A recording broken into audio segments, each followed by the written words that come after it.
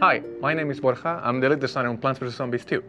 I'm Adrienne. I'm a producer on Plants vs. Zombies 2, and we're really excited today to be announcing, coming soon, Dark Ages Part 1.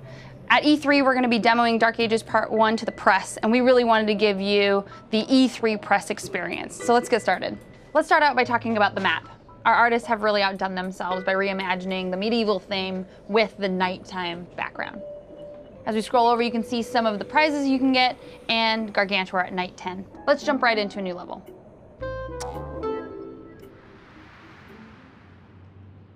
Before we get started picking our plants, let's check out the new background. At nighttime, sun is not going to be falling from the sky. That's going to change the strategy of how you play with sun and plants. In addition to the medieval theme, we've got new board mechanic where gravestones could also provide you with some sun and additional plant food. So you can see on the right the new zombies that we have for Dark Ages Part 1. I'm going to pick some of the old favorites like Pea Shooter, Gravebuster, and scroll down to these brand new plants that we have for Dark Ages Part 1. And let's roll. So the first plant that I want to show you is the Shroom. It's actually cheaper than the sunflower on the twin sunflower, and it goes through 3 stages of growth. First starts really small, and it goes into, say, adulthood. And you can see how it looks like by just doing this. We should mention also that we are cheating a little bit here just to be able to show you all the plants in this level. So the next plant that I want to show you is the Shroom. Shroom, as you can see, is a free plant. It costs nothing to plant it, and it will have a very fast cooldown, meaning you can really put out a lot of mushrooms out there really fast. This is another way to actually battle the fact that you don't have as much sun as you used to. Also, another quality about the Shroom is that over time, you can see this guy sort of fading a little bit.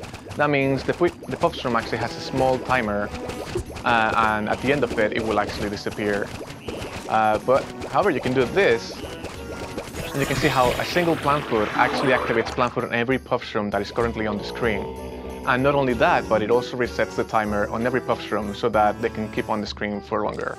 The Fume Shroom is imagine the Pea Shooter of Dark Ages. It's one of your basic plants, actually costs some sun to plant, but it does have more damage than the Shroom. So for tougher zombies, you're going to have some of these guys on the screen to help you out. As you can see, some of the brand new zombies have started to come out. We've got a new peasant zombie, buckethead, conehead, and a new imp that you've seen so far. So as you can see now, all of my sunshrooms are actually fully grown. This means they're actually giving me pieces of sun that are worth 75 pieces of sun. And you see next time that one of them pops one, they're huge, like that one. As you can see, my popshrooms are also fading very quickly. And there you go. If you don't actually plant food anymore, they will eventually disappear. So this guy coming up here is the Jester. He's one of the wackiest zombies that we've ever added to the game.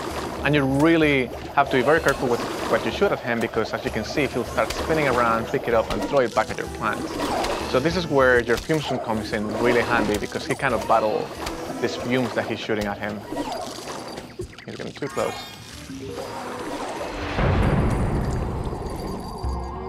So you can see some more of them. And what happens if I do this? He will actually shoot every projectile back at my plants. So again, Fume Shroom is your main counter for the Jester.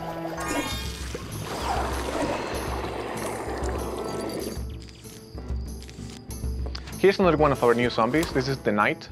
He's actually not very special other than he can really take a lot of damage. So he's just gonna keep walking forward. You're gonna have to throw a lot of things at this guy to make him stop. And he's one of the biggest threats in Dark Ages because he's really hard to stop. We're just gonna use some plant food, push him back, and defeat him. And this brings me to Sunbeam. Sunbeam is a plant that will help you actually produce more sun, unlike any other way that you've ever done before. By having the zombie actually eat that sunbeam, you turn him into some sort of sun source that every time you damage will give you some sun, which is really helpful for your more expensive plants. So I like to use the sunbeam on zombies that are really tough. You can see how much sun I get out of this. My favorite plant probably from this update is the Hippie Nurse. If you remember from the original game, whenever you plant a Hippie Nurse and it's consumed by a zombie, it will make the zombie turn around and actually attack the zombies on that lane, which is really helpful when you're actually at a pinch and need some extra help from the zombies. But that's not all. What happens when you actually plant food one of your Hypno Shrooms?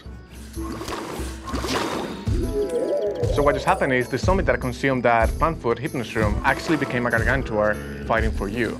And that is pretty cool because any zombie setting on his way are just gonna get smashed down and destroyed. We hope you enjoyed our demo of Dark Ages Part 1 and the E3 press experience. Thank you so much for watching. We really appreciate it. Bye.